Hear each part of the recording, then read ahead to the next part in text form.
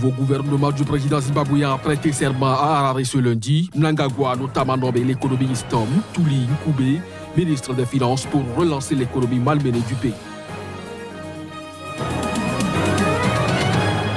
Le Mali a un nouveau gouvernement. La nouvelle équipe d'Ibrahim Boubacar Keïta compte 32 membres, contrairement aux 36 de la précédente, avec 11 femmes. La nouvelle équipe a été rendue publique ce dimanche.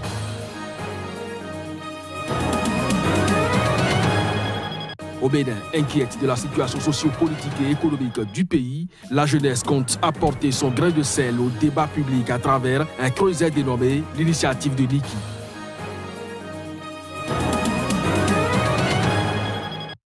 Mesdames, Messieurs, bonjour et bienvenue dans cette session d'information sur SICA. Le nouveau gouvernement du président zimbabwéen a prêté serment ce lundi à Harare. Emmerson Mnangagwa a notamment nommé l'économiste Mutuli Ncube, ministre des Finances, pour relancer l'économie malmenée du pays.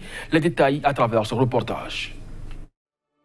Ils sont au total 20 ministres à composer le nouveau gouvernement du président Emmerson Mnangagwa. Présenté vendredi dernier par le chef de l'État zimbabwéen, la nouvelle équipe a pour mission essentielle de développer et moderniser l'économie en faillite du Zimbabwe. Parmi les nouveaux ministres, l'économiste Mutuli Ncube. Il apparaît comme la principale figure de ce gouvernement. Professeur à la prestigieuse Université britannique d'Oxford et ex-patron de la Banque africaine de développement, il a été nommé au portefeuille stratégique des finances pour rebooster l'économie locale. L'économie zimbabwéenne est sortie exsangue des 37 ans du règne autoritaire de Robert Mugabe, contraint en novembre à la démission par l'armée et le parti au pouvoir. Le chômage y frappe plus de 90% de la population active et l'État peine chaque mois à payer ses fonctionnaires faute de liquidité. Son successeur Emmerson Mnangagwa, vainqueur des élections du 30 juillet dernier, a promis de relancer la machine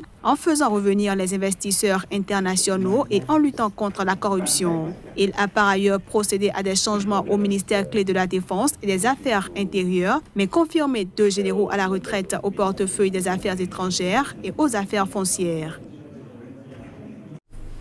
Le Mali aussi a un nouveau gouvernement. La nouvelle équipe d'Ibrahim Boubacar Keïta compte 32 membres, contrairement aux 36 de la précédente, avec 11 femmes. La liste de la nouvelle équipe a été rendue publique ce dimanche à Bamako. Les détails. Le premier gouvernement post-présidentiel malien est connu. La nouvelle équipe est composée de 32 membres. L'équipe gouvernementale est plus restreinte que la précédente.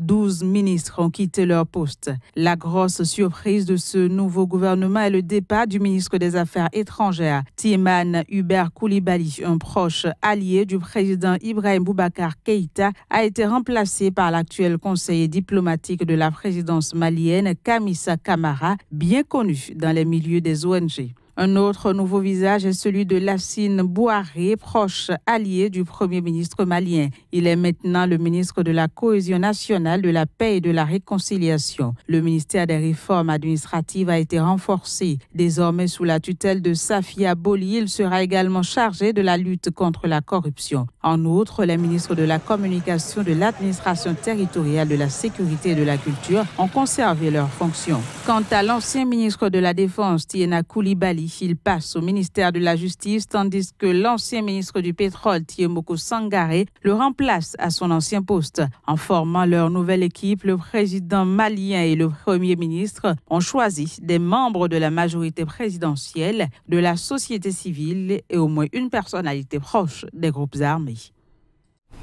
Au Bénin, la gouvernance du pays préoccupe la jeunesse militante du nord du pays, inquiète donc de la situation socio-politique et économique du pays. Elle compte apporter son grain de sel au débat public à travers un creuset dénommé l'initiative de Niki. Plus de précisions à travers cet élément de Joël Yetondi et Juste Dorissou. L'initiative de Niki, nouveau-né de l'échiquier politique national, les jeunes gens de la partie septentrionale du Bénin, déçus de la gouvernance Talon, voudraient s'identifier désormais à travers ce creuset. La démocratie est en déliquescence. Patrice Talon a détruit l'essentiel même de ce qui constituait une fierté pour notre pays. Patrice Talon, depuis son arrivée, nous a appris qu'on peut ne pas respecter les décisions de la Cour constitutionnelle. Il nous a appris qu'on peut instrumentaliser la justice à sa guise. Il nous a appris qu'il est capable, sans lever l'immunité d'un député, qu'on le tabasse, qu'on le bastonne et qu'on l'enferme. La presse ne serait plus un pouvoir, mais un faire-valoir. Aujourd'hui, la presse est caporalisée, la presse est menacée. Il y a un organe de presse que nous avions négocié et payé qui m'appelle la veille pour me demander de lui envoyer le discours à tenir. Et que si ce discours va dans le sens de l'opposition, eux seront dans le regret de décliner l'offre. Les viviers économiques du pays ne seraient non plus au meilleur de leur forme. Le port est confisqué, l'aéroport confisqué, le secteur cotonnier l'était déjà depuis bien longtemps, les hydrocarbures confisqués, la filière cajou confisquée, bientôt les médicaments seront confisqués. Pour eux, la BAC Bénin tangue dangereusement et la jeunesse ne doit plus continuer à se comporter comme un spectateur joyeux. La justice fait la promotion de l'injustice en organisant une chasse à l'homme. Le président, pour toute réponse, nous a informés à travers une rencontre avec nos rois qu'il n'a peur de rien parce que nous sommes entraînés sur un terrain qui n'a jamais été notre choix. Nous sommes venus à Niki et avons pris une décision unique. Mais avant, allez dire à Patrice Talon que nous aussi, nous n'avons pas peur de lui.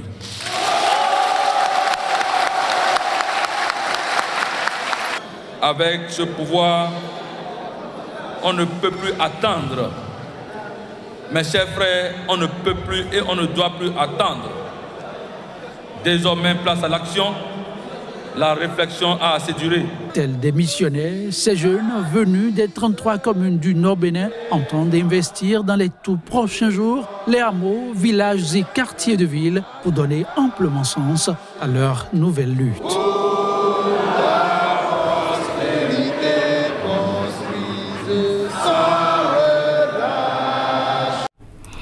Au Niger, les populations sont massivement sorties dans les rues ce dimanche. Elles ont manifesté contre la loi des finances 2018 et la mauvaise gouvernance du pays par le régime du président Issoufou Mahamadou. On fait le point avec notre correspondant au Niger, Abdul Karim Mahamadou.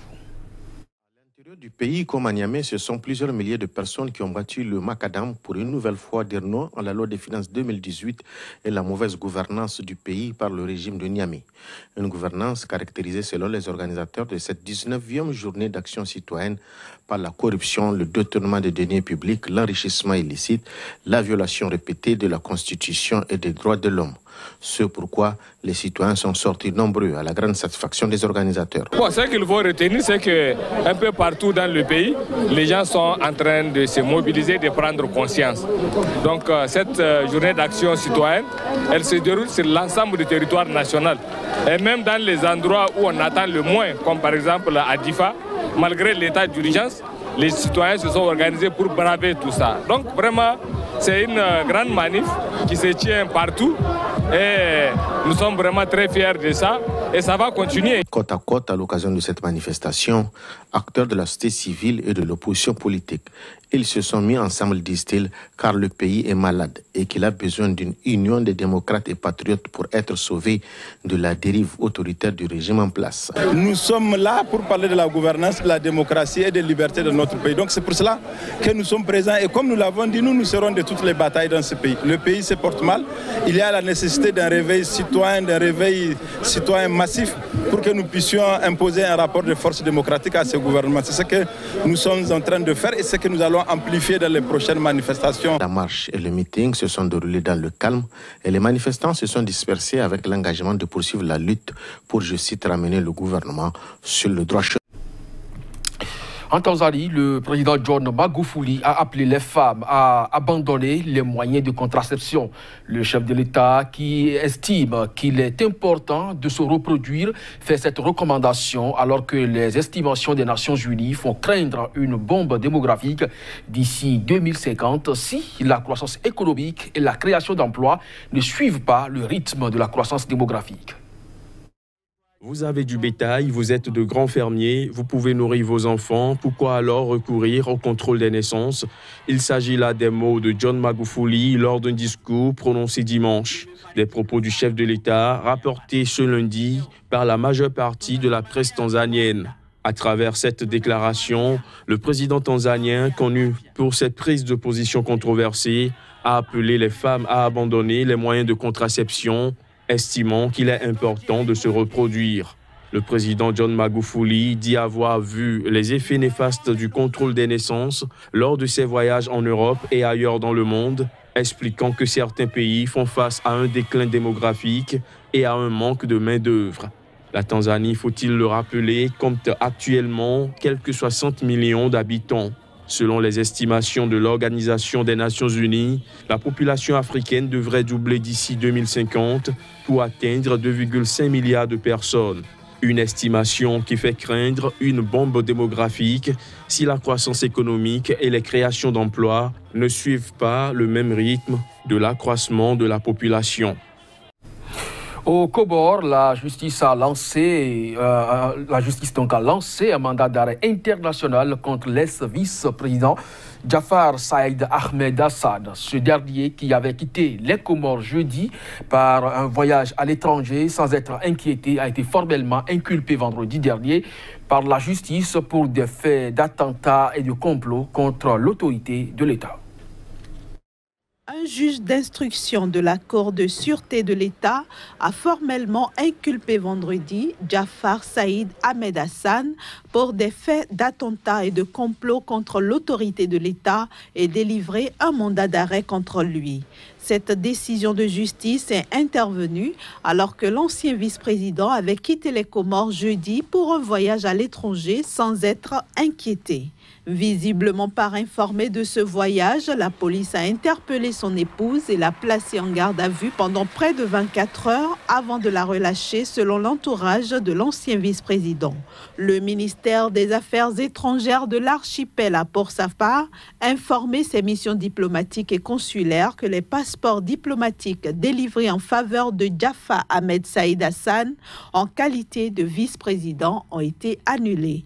Magistrat de formation, l'ancien vice-président était tombé en disgrâce depuis plusieurs mois pour avoir critiqué ouvertement la réforme constitutionnelle du président Azali Assoumani, adoptée à une très large majorité par référendum le 30 juillet.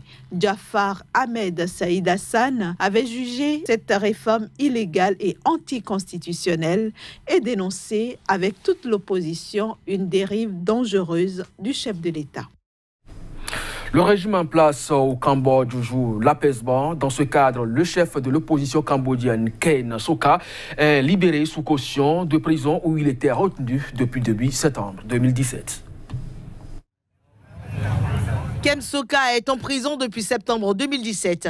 Le chef de l'opposition cambodgienne a été libéré sous caution dans la nuit de dimanche à lundi. Par ce geste, le Premier ministre Hun Sen, qui doit s'exprimer prochainement devant l'ONU, entend apaiser les tensions. Ken Sokha a été libéré sous caution pour des raisons médicales et avec de solides garanties qu'il ne se soustrairait pas à la procédure judiciaire à son encontre, d'après le tribunal qui précise que des mesures ont été mises en place pour le surveiller. Le tribunal permet à son Excellence Ken Sokha d'être libéré sous caution temporairement, mais il est toujours sous surveillance. Et quant à sa santé, mon client a une santé mentale et physique normale. Son message à travers moi, ce n'est rien d'autre que des remerciements. Il remercie le peuple cambodgien, ses supporters, les médias locaux et internationaux.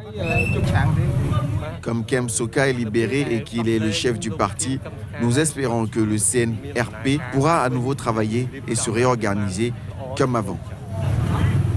Accusé de trahison et espionnage en lien avec Washington, dans le but d'organiser une révolution de couleur au Cambodge, le chef de l'opposition avait été arrêté en septembre 2017. Le chef de l'opposition reste inculpé et encourt 30 ans de prison. La date de son procès n'a pas encore été fixée. Mesdames, ce sera donc tout pour cette édition. Merci à vous de nous avoir suivis. L'information revient dans un instant sur SICA. Restez donc en notre compagnie. À très bientôt.